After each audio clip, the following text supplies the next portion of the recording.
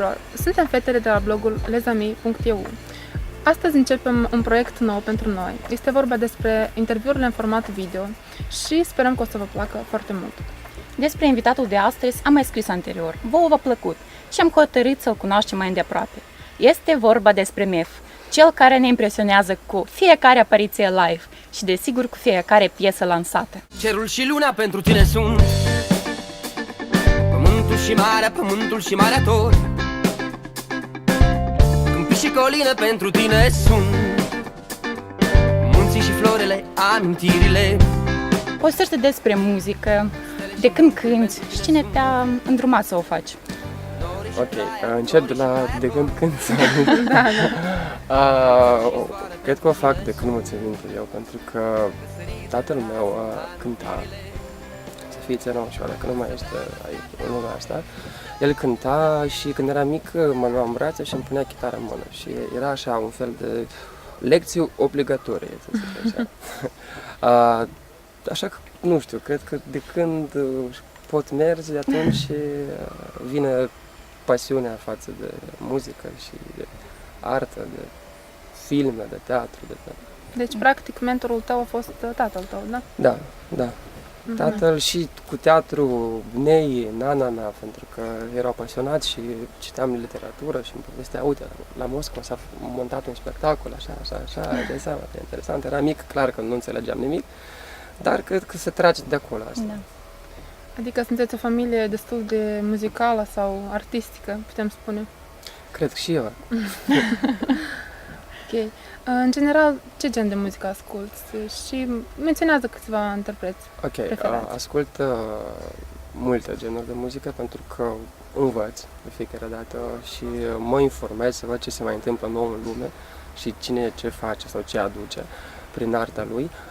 Îmi place muzica așa un pic mai veche, mie personal, Freddie Mercury, vocea lui îndeosebi. Îmi place că James Brown, funk-ul lui și așa, mai mult în direcția asta, funk, rock, mai clasic. Da. Ce poți spune despre proiectul MEF? Cum a apărut? Ideea? 2 ani și ceva în urmă, împreună cu Ruxandra Josan, ne-am întâlnit la un festival și pentru că atunci cântam în alt proiect, era Vepino, și eram și actor, aveam un al treilea proiect, așa, mai mult la nivel de idee. Și zic, uite, am un proiect, se numește MEV, care scopul lui era de a combina teatru cu muzica împreună și de a face ceea ce astăzi noi numim acustic. Și mi-a propus, haide, uite, eu am să fiu PR-ul proiectului, de să încercăm dacă ne reușește să lansăm acest proiect. Și n-a reușit. Am lucrat, ne-am gândit la cum trebuie să fie, care este concret muzica, direcția, cum arată stilul proiectului și care este imaginea în totală a proiectului. Și prin foarte multe discuții, mici, așa, toate notate, scrise, ne-a reușit să lansăm proiectul. Cine îți scrie muzica și versurile cânticelor tale? Spre mare nefericire o fac eu. Sau spre fericire? Sau spre fericire. Scriu și muzica și versurile, textul. Dar ok, pentru că eu vin cu baza, zic, uite, asta este armonia de bază, asta direcția, vreau să sune așa. Și deja muziciene, pentru că sunt cu mult mai înaintați în ceea ce fac și mai profesioniști, ei de obicei vin cu partițiile, dacă mă refer la percuție, tobe, chitară, pian și totul asta se repetă, se șlifuiește, se ajunge la un compromis, dacă îmi place mie și dacă le place lor, pentru că mă interesează să fie totul viu, să fie un act de creație, știi, nu doar matematică, că altfel sună matematică. Într-un final se ajunge la un rezultat, se înregistrează în studio, se face mix mastering și se lansează. Cam cât durează procesul de creare a unei Sincer, melodii? fiecare proiect, eu așa le numesc, pentru că fac parte cât campania de PR, atât și videoclipul, cât și scenariul, și piesa, și studioul, diferit. Poate să fie o săptămână, poate să dureze o jumătate de an. Adică actul artistic este, nu știi cât durează, da, el este de la piesă la piesă. Dar deci de aici să urmezi următoarea întrebare, care este sursa ta principală de inspirație? Două lucruri, dragostea și libertatea. Pentru că totuși cred că suntem oameni liberi și atunci când ești liber și eu mă refer la dragoste așa, în general, dragoste față de natură, oameni, față de părinți, față de o persoană iubită și tot așa. Ești viu și când ești viu te inspiră tot, adică cât și problemele sociale, cât și frumosul care este. Care sunt planurile tale de viitor? Care sunt visurile tale, mai bine zis? Unde vrei să ajungi cu proiectul meu? Ok. M-am gândit la ceva, pur și simplu. Sigur, fiecare dintre noi, cei care, eu mă refer în general, au aspirația de a ajunge cât mai departe, că știi, este dacă ți-ai pus scopul să ajungi până aici și ai ajuns și gata, nu ai ce face. Așa că permanent ne gândim la ceva imposibil ca să ne mișcăm, veșnic să ne mișcăm, să nu stăm așa pe loc. Nu știu, vreau foarte mult, îmi doresc foarte mult ca proiectul ăsta să trăiască, să aducă fericire, să aducă împreună cât mai mulți oameni, să adune, știi, ca un club,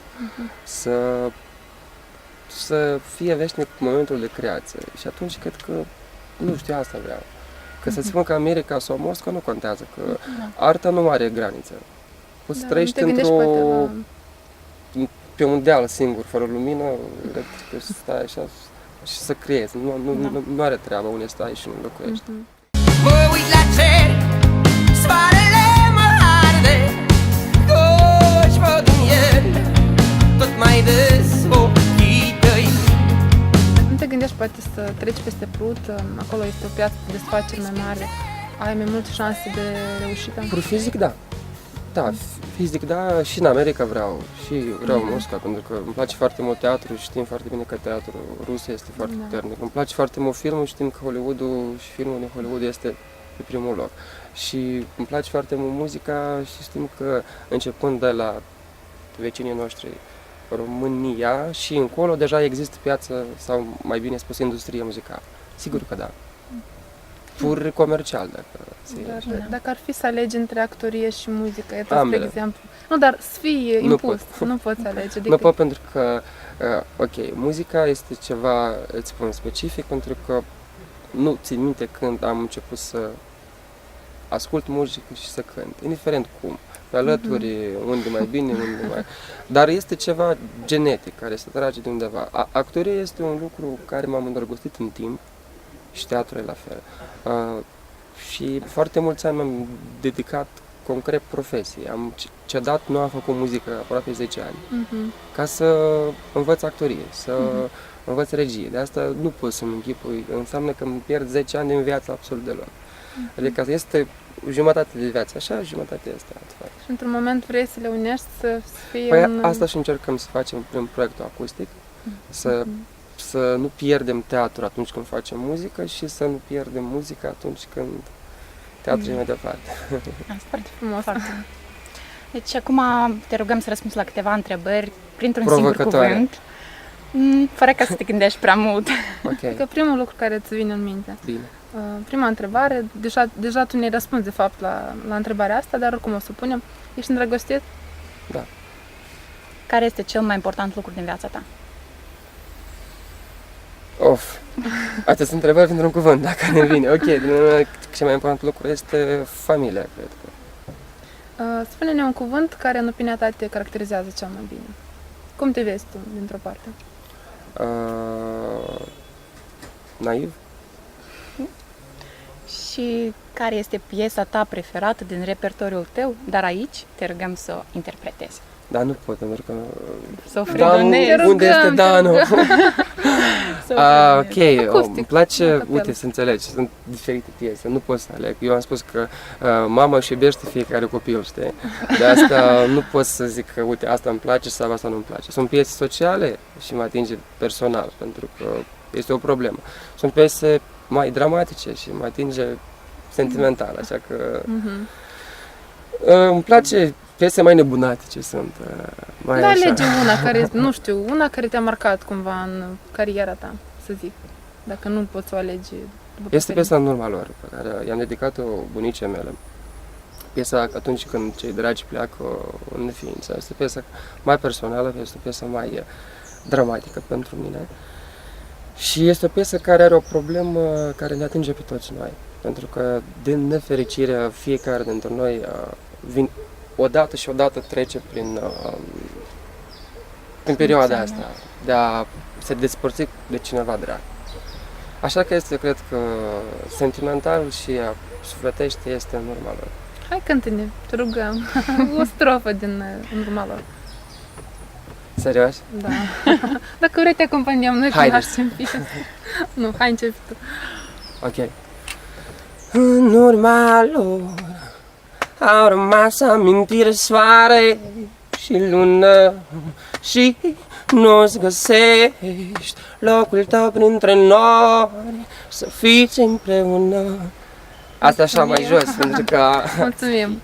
Dar știți că de fiecare dată, eu am așa o senzație că de fiecare dată am foarte mari emoții când trebuie să cânt. Asta e paradoxal, tot așa de bine Paradoxal, cânti, eu nu imaginez cum... De exemplu, dacă merg cu prieteni, foarte rar se întâmplă, dar mergem la karaoke, cred că mai mari emoții nu există pentru mine decât... Da, Doamne ferește, am așa o senzație că dacă aș ieși într-un concert cu 100.000 de oameni, nu am așa emoții decât să cânt într-un karaoke. Este așa o diferență psihologică, este altfel. Atunci când un actor interpretează un rol bine lucrat, nu are nimic emoții, dă microfonul într-un interviu, el se pierde. Vezi Foarte straniu. Foarte straniu, pentru că când tu lucrezi mult, ești într-un proces de lucru și lucrezi mult, tu ești sigur pe ceea ce faci. Când ești prins în așa, haide, acum, Surprindere. da, pentru că nu cunoști rezultatul. Nu cred Că că, din de cauza fapt, asta. problema ta este că ești prea modest. Și cumva, nu știu, eu cred că asta e Să problema, stăm așa. modestie. Modestie exagerată. Pentru că noi, cu Marina, suntem împătimite ale karaoke-ului. Da. Noi tot avem așa, să zicem, tentația să cântăm. Mhm. Și noi acolo ne dezlănțuim pentru că nu suntem artiști, dar ne place foarte mult. Cred că la noi Trebuie să vii invers. cu noi odată așa să te degajezi. Așa, Mare mai drag. degajat. Cu mare drag. Ok. Către final o să te întrebăm care este motoul tău de viață? Poate ai o frază sau ceva care... Nu există gând. nimic imposibil. Asta este. Atunci când ai un scop și dacă ți-ai propus ceva și tare mult vrei să reușească, nu este nimic imposibil.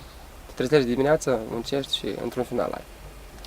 Și un gând către privitorii noștri, către cititorii blogului Les Amis, un mesaj, ce vrei tu să spui? Citiți cât mai mult. Fiți curajoși, fiți liberi, fiți îndrăgostiți și sănătoși. Altfel, Da, pentru că suntem medici. Da. oh, exact. Sănătoși. Deci îți mulțumim foarte mult pentru Mare timpul drag. acordat și așteptăm multe realizări frumoase pe viitor de la Da, tine. domnule, mersi mult. Mulțumim că ați privit acest interviu și vă așteptăm la alte ediții.